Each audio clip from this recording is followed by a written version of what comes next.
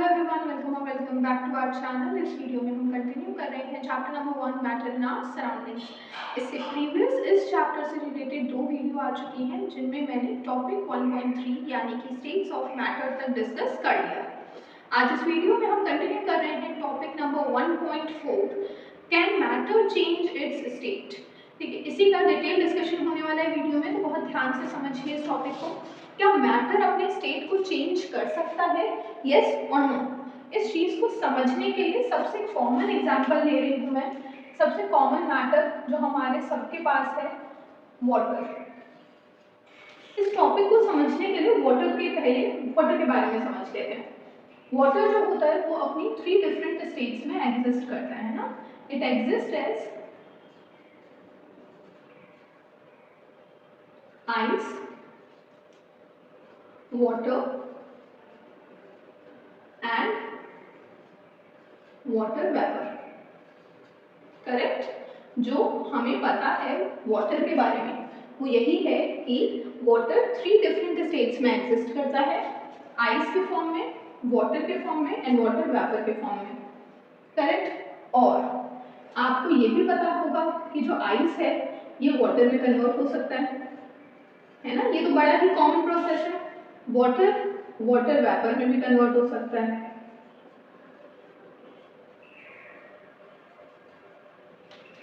And water vapour को भी ice में कन्वर्ट किया जा सकता है। और इन सब का रिवर्स, वाटर को भी आप आइस में कन्वर्ट कर सकते हैं, वाटर वेपर से वाटर बना सकते हैं, आइस से वाटर वेपर बना सकता है। ये सारी चीजें पॉसिबल है ना। ये जो कन्वर्जन आप देख रहे हैं इसके अकॉर्डिंग तो we can say that yes matter can change its state. हम ये बात कह सकते हैं कि जो मैटर होते हैं ये अपने स्टेट को चेंज करते हैं। आपके टॉपिक का आंसर क्या हो गया फिर? यस, ये चेंज करते हैं। अब ये जो मैटर अपना स्टेट चेंज कर रहे हैं ये कर कैसे पा रहे हैं? हाउ इज इट पॉसिबल कि जो आइस है वो वाटर बन जाए, वाटर वेपर बन जाए? तो ये कौन कौन से फैक्टर्स पे डिपेंड करेगा? क्या फैक्टर्स है जिन पे ये डिपेंड कर रहा है? सबसे पहला फैक्टर है टेम्परेचर और दूसरा फैक्टर है प्रेशर।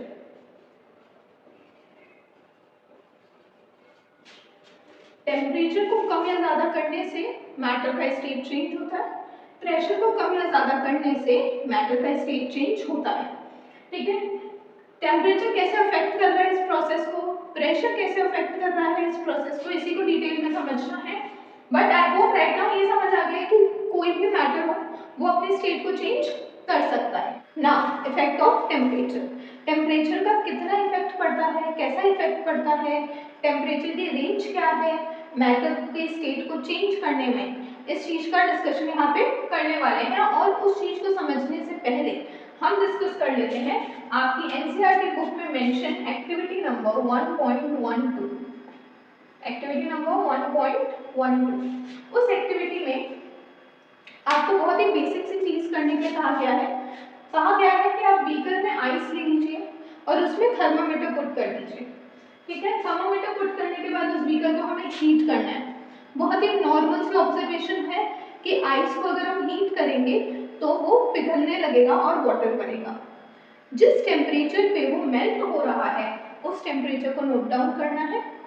उसके बाद जब आपका पूरा आइस वाटर में कन्वर्ट हो चुका है तब भी आपको टेम्परेचर नोट डाउन करना है। और नेक्स्ट स्टेप ये है कि जो अब वाटर बना है हमारे बीकर में उसको भी हीट करना है।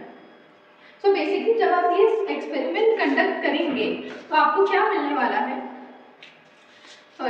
जब आप ये एक्सपेरिमेंट कंडक्ट करेंगे तो आपको क्या मिलने वाला है कि आइस जब हमने इसको टेम्परेचर दिया तो वो और पिघल के पानी बन गई और पानी को भी और टेम्परेचर देने से वो वेपर बन गया। यानी इस एक्टिविटी को कंडक्ट करते हुए आप ये समझ तो जाएंगे कि टेम्परेचर कुछ तो ऐसा कर रहा है जिससे मैटर अपनी स्टेट को चेंज कर रहा है। लेकिन ऐसा क्या कर रहा है, तो जरा इस चीज को समझते हैं कि टेम्परेचर ऐसा क्या चेंजेस कर रहा है जिसके वजह से आइस वाटर और वाटर वेपर बन जाता है। ठीक है, तो अभी हमें पता है कि आइस के अंदर के जो मॉलिक्यूल्स है सॉलिड होने की वजह से इसके पार्टिकल्स बहुत क्लोज होंगे, इनमें फोर्स ऑफ अट्रैक्शन ज्यादा होगा। होता है, जैसे कि आप देते हैं क्या, टेम्परेचर, थोड़ा सा भी टेम्परेचर अगर आप इसे देंगे आइस को, तो जो आइस के मॉलिक्यूल्स हैं इनकी काइनेटिक एनर्जी इंक्रीज हो जाएगी। कौन सी एनर्जी इंक्रीज हो रही है, काइनेटिक एनर्जी इंक्रीज हो जाएगी। काइनेटिक एनर्जी क्या होती है, किसी भी सब्सटेंस में, किसी भी मैटर में जो एनर्जी मूवमेंट के लिए होती है, दैट इज काइनेटिक एनर्जी। तो इनमें भी कौन सी एनर्जी बढ़ गई, काइनेटिक एनर्जी। यानी अब मॉलिक्यूल्स क्या कर रहे हैं, वाइब्रेट कर रहे हैं, मॉलिक्यूल्स वाइब्रेट। तो अब सॉलिड के जो मॉलिक्यूल्स हैं ये बहुत स्पीडली वाइब्रेट कर रहे हैं, जिसकी वजह से इनके बीच का फोर्स ऑफ अट्रैक्शन ब्रेक हो रहा है। क्या हो रहा है, टूट रहा है।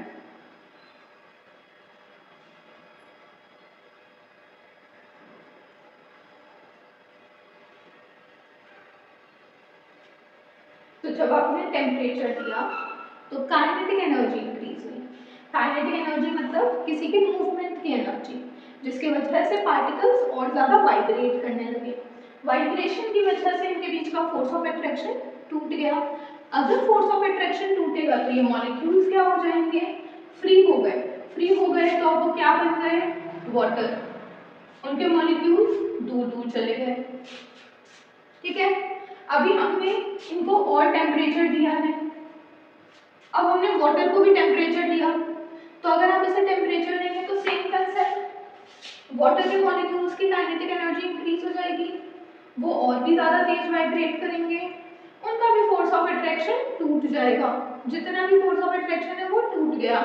इनका फोर्स ऑफ अट्रैक्शन टूटेगा तो अब ये और दूर दूर चले जाएंगे और क्या बन जाएंगे, गैस, है ना, यानी कि बन जाएंगे वेपर।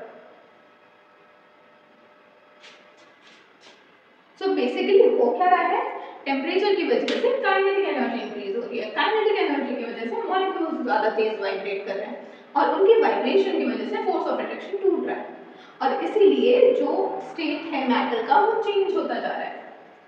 इस तरीके से टेम्परेचर मैटर के स्टेट को चेंज करता है। ठीक है, अब हम कुछ टर्म्स को समझ लेते हैं जो टेम्परेचर से रिलेटेड है। सबसे पहला टर्म है melting point. What is melting point, melting point is the minimum temperature, it is the minimum temperature at which solid melts into liquid.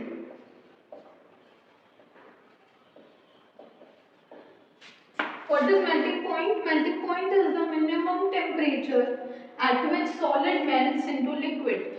Minimum temperature जिस पे सॉलिड लिक्विड में कन्वर्ट होना start कर देता है, that point is melting point. वो temperature melting point होता है। Similarly what is boiling point, तो बॉइलिंग पॉइंट भी मिनिमम टेम्परेचर है किस चीज का, जब लिक्विड गैस में कन्वर्ट होने लगती है, लिक्विड कन्वर्ट्स इनटू गैस, यानी वो मिनिमम टेम्परेचर जब लिक्विड जो होता है वो वेपर में कन्वर्ट होना स्टार्ट हो जाता है, that temperature is boiling point. ठीक है, now what is fusion, fusion process को कहते हैं। ये दोनों ही टेम्परेचर से रिलेटेड टर्म्स थे।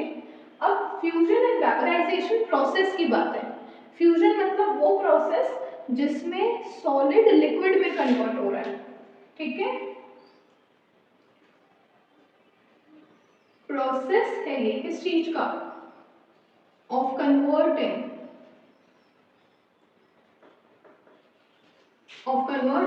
Solid into liquid. इस प्रोसेस को फ्यूजन कहते हैं। And same vaporisation, so vaporisation is also process of converting liquid into gas. ठीक है, सबसे पहले तो ये चारों टर्म्स के डिफरेंस को समझ लीजिए।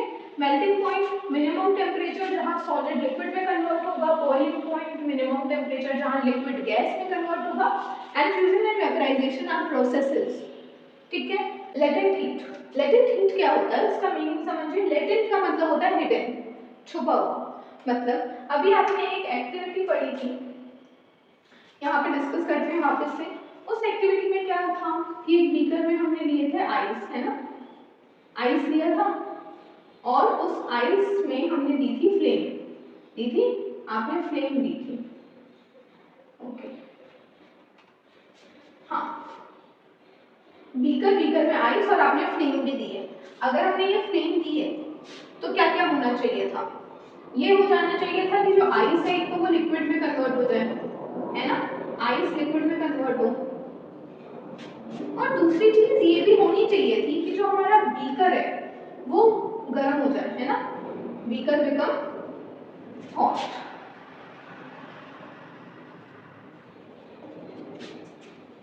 अब पहले ऑब्जर्वेशन तो हो जाती है, ये तो हमने देखा होता है, लेकिन क्या ये होता है, नहीं, ये तब तक नहीं होता जब तक आइस पूरी की पूरी लिक्विड ना बन जाए। Now the question is why, पहला तो ऐसा क्यों होता है, और अगर ये हो रहा है तो वो हीट जा कहाँ रही है, जो फ्लेम से मिल रही है। तो पहली चीज ये इसलिए हो रहा है क्योंकि जो भी हमें एनर्जी चाहिए वो हमें फोर्स ऑफ अट्रैक्शन को तोड़ने के लिए चाहिए पहले। और दूसरी बात यहीं पे आंसर मिल जाता है कि वो एनर्जी कहाँ जा रही है, आइस के बीच का फोर्स ऑफ अट्रैक्शन ब्रेक करने के लिए, फोर्स ऑफ अट्रैक्शन ब्रेक करने के लिए। ठीक है,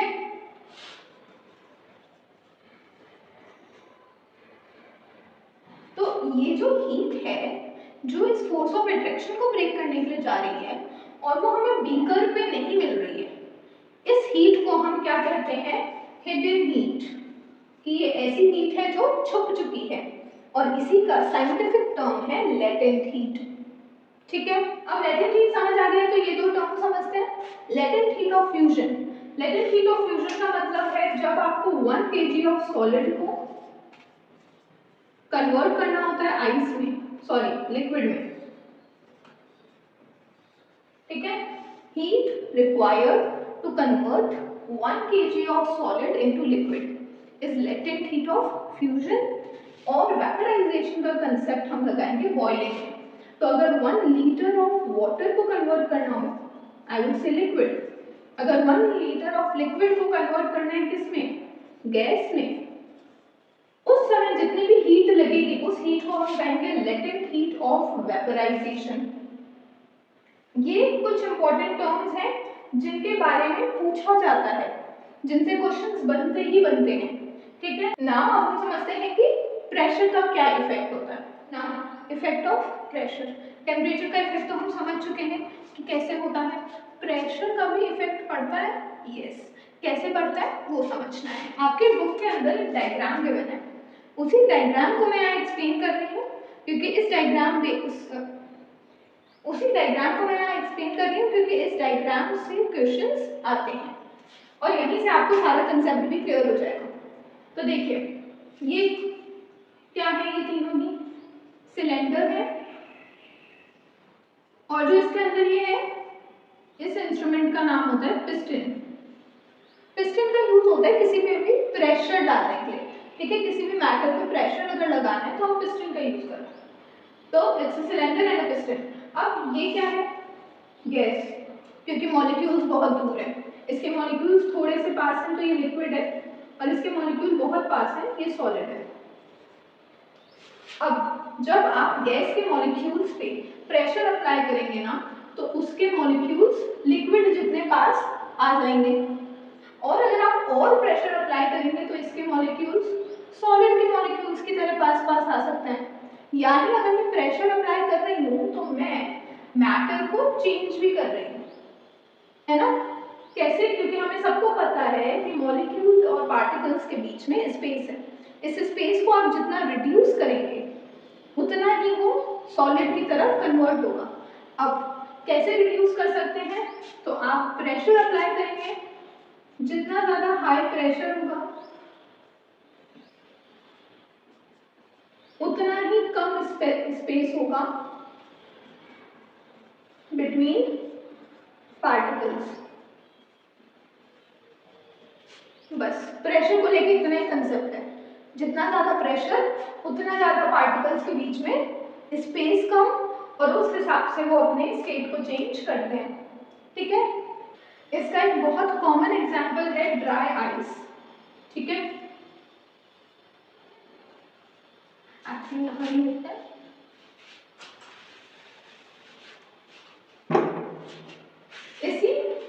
इसका एक बहुत कॉमन एग्जांपल है ड्राई आइस,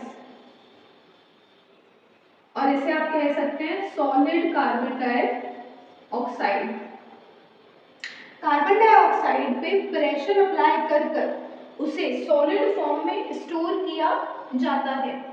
अगर आप प्रेशर डिक्रीज कर देंगे तो ये साइकिल रिवर्स हो जाएगी, प्रेशर अप्लाई करेंगे तो ये साइकिल फॉरवर्ड डायरेक्शन में चलेगी। इफेक्ट ऑफ प्रेशर को लेके इतना ही कंसेप्ट है।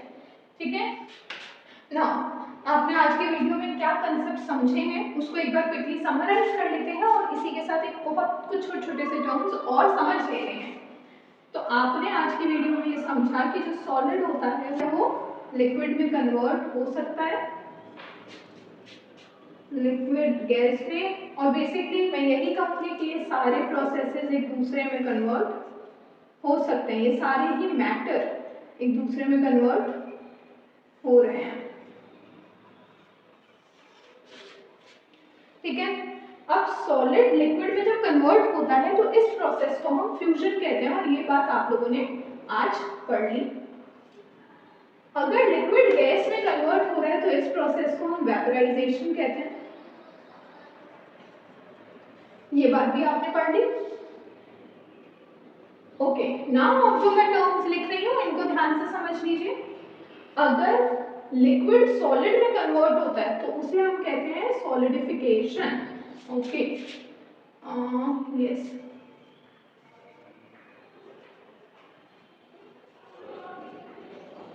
उस प्रोसेस को हम कहते हैं सॉलिडिफिकेशन। ठीक है, अगर गैस लिक्विड में कन्वर्ट हो रहा है तो इसको हम कहते हैं कंडेंसेशन। अब ये टर्म तो आप लोगों ने वाटर साइकिल में बचपन से पढ़ा है।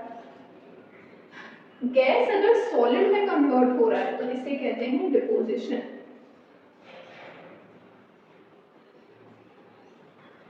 गैस से सॉलिड में कन्वर्ट होने का क्या एग्जांपल है? अभी हमने थोड़ी देर पहले पढ़ा था, क्या? ड्राई आइस, है ना, या इसे हम कहते हैं सॉलिड CO2। ये डिपोजिशन का एक एग्जांपल है। ठीक है, और अगर सॉलिड गैस में कन्वर्ट हो तो इस प्रोसेस को कहते हैं सब्लिमेशन।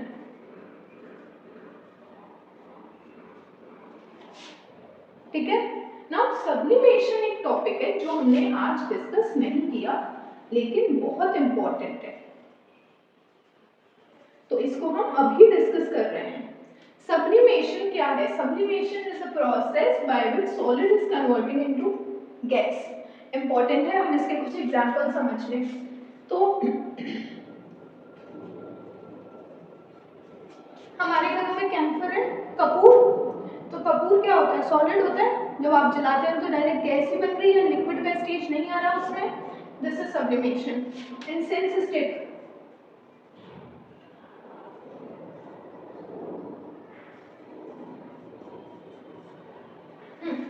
इंसेंस स्टिक को भी अगर आप बर्न कर रहे हैं तो उससे सीधा गैस निकल रही है, खुशबू आ रही है, लेकिन कोई लिक्विड का स्टेज नहीं आ रहा, इसी को कहते हैं सब्लिमेशन।